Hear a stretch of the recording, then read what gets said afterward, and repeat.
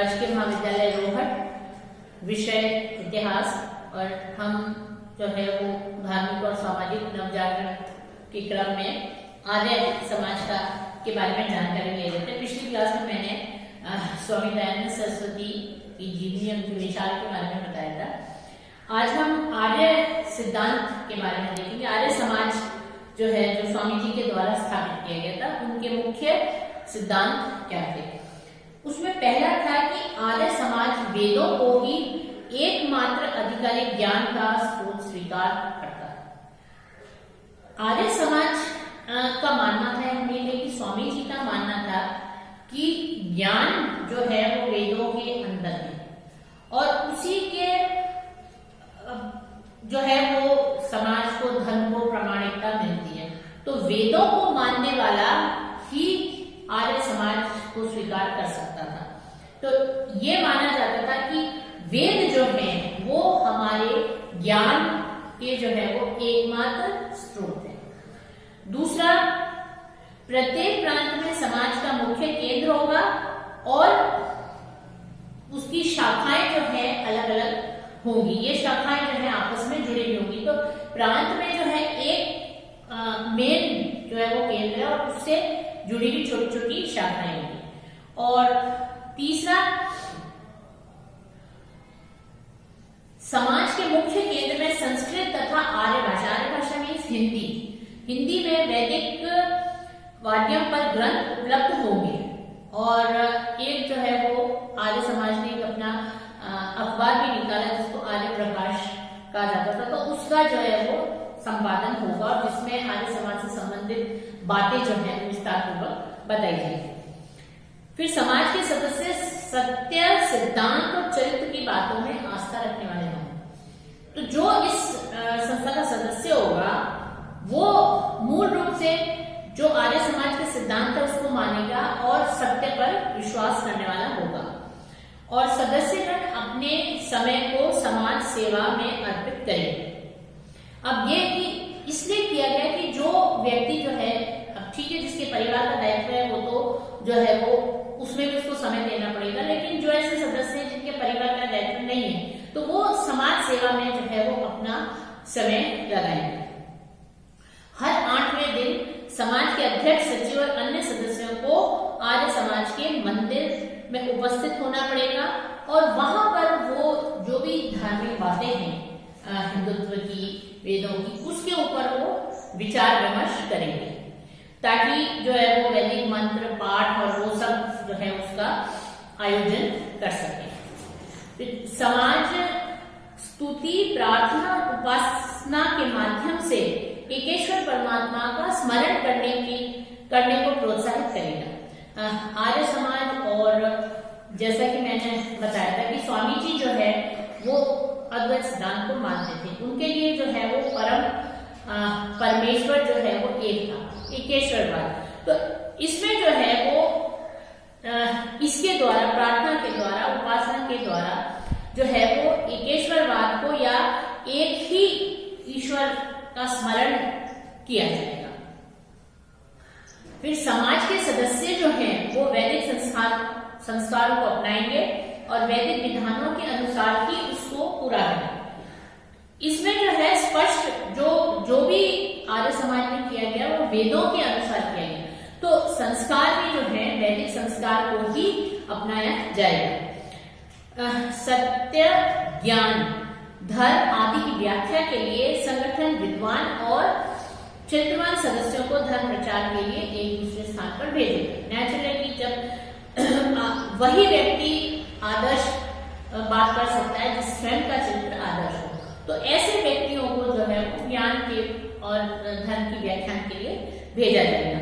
और समाज के सिद्धांत एवं नियमों में यदि कोई परिवर्तन या अथवा संशोधन करना है तो वह समाज के सभी सदस्यों या सदस्यों द्वारा अच्छी तरह से विचार विमर्श करके ही किया जाना चाहिए, जिससे कि कोई मतभेद की संभावना जो है नहीं। और इन्हीं के तहत जो है वो, इन्हीं सिद्धांतों के तहत आर्य समाज की शाखाएं जो है वो संचालित होती है। स्वामी जी ने अपने ग्रंथ सत्यार्थ प्रकाश में वैदिक संदर्भों का भाष्य भी जो है वो लिखा था, और इसमें आस्था रखने वाला कोई भी गैर हिंदू है वो भी इस समाज में शामिल हो सकता है। सत्यार्थ प्रकाश में स्वामी जी ने खुद ने लिखा कि मैं पुराण, जैनियों के ग्रंथ बाइबल और कुरान को प्रथम ही बुरी दृष्टि से न देखकर उसमें से गुणों को ग्रहण करना और दोषों को त्याग और मनुष्य जाति की उन्नति के लिए प्रयत्न करता हूँ, वैसा सबको करना योग्य है। तो एक तरह से स्वामी जी का मानना था कि सभी ग्रंथों में से जो अच्छी बातें हैं उसको जो है वो स्वीकार कर लेनी चाहिए और जो उनको उचित न लगे उसका त्याग कर लेना चाहिए। अब आर्य समाज जो है वो उनके समाज के कुछ नियम भी बनाए गए ताकि एक ऐसा सरल और सुबोध धर्म की जो है वो प्रस्तुति की जा सके। यहाँ पर जो हिंदू धर्म का स्वरूप है वो न केवल 19वीं सेंचुरी में हिंदू समाज के पुनरुत्थान का प्रतीक था, और ये उन लोगों को भी चुनौती देता था जो कि हिंदू धर्म का उपहास करते थे, उसके बारे में हंसते थे। इस समाज में जो है वो बहुत साधारण से नियम बनाए गए जो कि हर आर्य समाजी को स्वीकार करने होते थे, जिसमें कि सबसे पहले था सब सत्य विद्या और जो पदार्थ विद्या से जाने जाते हैं उन सबका मूल परमेश्वर है। मतलब जो भी चाहे विद्या या जो भी सत्य बात है समाज के अंदर, जो कुछ भी है वो परमेश्वर से निकला हुआ। जो सत्य है और विद्या है वो सब उसी परमेश्वर के से जो है, या ये माने कि उनके मूल में परमेश्वर है। दूसरा, ईश्वर जो है वो सच्चिदानंद स्वरूप, निराकार, सर्वशक्तिमान, न्यायकारी, दयालु, अजन्मा, अनंत, निर्विकार, सर्वव्यापक, अजर, अमर, पवित्र और सृष्टि करता है, उसी की उपासना करने होंगे। यहाँ पर इन्होंने ईश्वर का स्वरूप बताया कि ईश्वर जो है निराकार है। यहाँ पर एक अद्वैत सिद्धांत वाली बात आ जाती है कि ईश्वर जो है उसका कोई आकार नहीं है, वो अजन्मा है, उसका ना तो कभी जन्म ही नहीं हुआ, ना उसकी कभी जब जन्म ही नहीं हुआ उसकी मृत्यु कैसे होगी। हम उसका आकार हम उसको नहीं दे सकते, और उसने ही जो है सृष्टि बनाई है, वो सर्वव्यापक है। ईश्वर जो है, परमात्मा जो है वो हर चीज में है, या हम ये कहें कि परमात्मा जो है वो पूरी सृष्टि में, वही सृष्टि उसने बनाई है और वो सृष्टि के अंदर है। यही जो है वो सत्य है। फिर वेद सभी विद्याओं की पुस्तक है, और इसलिए हर जो है वो आर्य का परम धर्म है कि वो वेदों को पढ़े, पढ़ाए, सुने, ये सब उनका परम धर्म है। और सत्य को ग्रहण करना और असत्य को छोड़ना, ये जो है वो सर्वदा हमको उसके लिए उद्यत रहना चाहिए। जो भी सत्य है उसको ग्रहण करें, और अगर हमने कोई असत्य ग्रहण किया भी तो हमें जब पता चले कि असत्य है तो हमें तुरंत उसका त्याग करना चाहिए, और जो सत्य है उसको हमें ग्रहण करना चाहिए। सभी कार्य धर्मानुसार होने चाहिए। मतलब जब भी हम कोई कार्य करें तो उसमें हम ये देख लें कि इसमें सत्य क्या है और असत्य क्या है, उसमें विचार करें। जो असत्य हमें लगे उसको हटा दें और जो सत्य है उसको स्वीकार करें। संसार का उपकार करना इस समाज का मुख्य उद्देश्य है। मतलब व्यक्ति को जो शारीरिक, आध्यात्मिक, सामाजिक उन्नति की तरह उद्यत रहना चाहिए। उसमें जो है वो आर्य समाज में समाज के प्रति, दूसरों के प्रति जो है वो उन्नति का भाव या सेवा का भाव बहुत अधिक था, कि व्यक्ति को जो है अपने साथ साथ समाज का उत्थान करना भी आवश्यक है। सभी को धर्मानुसार प्रीतिपूर्वक यथा योग्य व्यवहार करना चाहिए। जो व्यक्ति जिसके अंदर जो योग्यता है उसके अनुसार उसको कार्य करना चाहिए। अविद्या का नाश और विद्या की वृद्धि करनी चाहिए। जहां तक हो व्यक्ति को विद्या ग्रहण करनी चाहिए, विद्या और सत्य, और वेदों को पढ़ने से हमें सत्य और असत्य का ज्ञान होता है और अविद्या का नाश होता है। प्रत्येक को अपनी ही उन्नति से संतुष्ट नहीं रहना है, की उन्नति में अपनी उन्नति समझनी चाहिए। मतलब व्यक्ति को ये नहीं है कि उसे ज्ञान प्राप्त हो गया, उसे सत्य के बारे में पता चल गया तो सब कुछ सही है, नहीं, उसको जो है वो दूसरों के बारे में भी सोचना है, दूसरी की उन्नति के बारे में, दूसरे समाज की उन्नति के बारे में भी सोचना है। और सभी मनुष्य को सामाजिक सर्वहितकारी नियम पालन में परतंत्र रहना चाहिए। ये कुछ जो है समाज के नियम हैं और इन नियमों को का जो है वो प्रत्येक आर्य समाजी को इसका जो है वो पालन करना था। और आर्य समाज ने हिंदू धर्म और समाज सुधार के लिए महत्वपूर्ण जो है वो कार्य किए।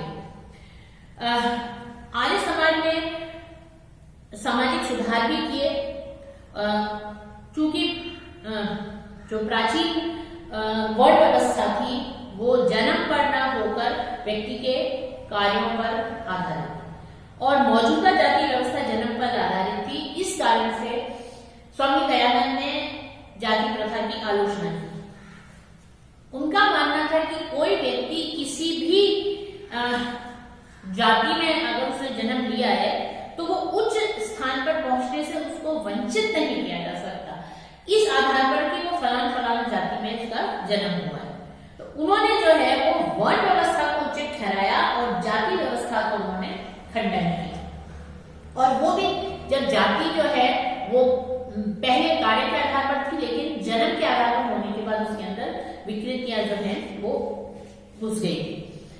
फिर दयानंद सरस्वती ने स्त्रियों को समाज में उच्च स्थान दिलाने का प्रयत्न किया और उनको उच्च शिक्षा, सामाजिक जीवन में भाग लेने का अधिकार दिया।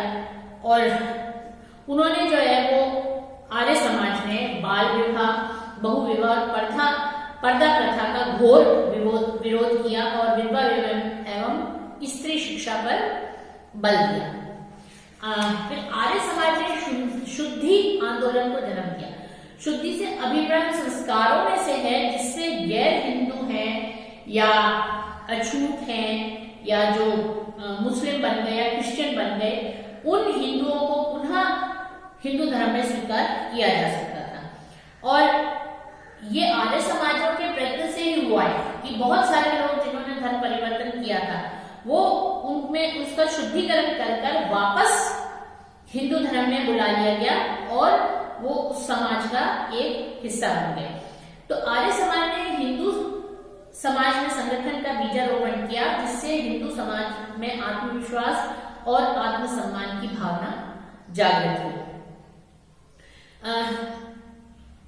आर्य समाज ने मूर्ति पूजा का विरोध किया और उन्होंने हवन यज्ञ मंत्रोच्चारण पर जो है वो विशेष बल दिया, क्योंकि दयानंद सरस्वती वेदों से प्रभावित थे, वेदों को ही ज्ञान का स्रोत मानते थे।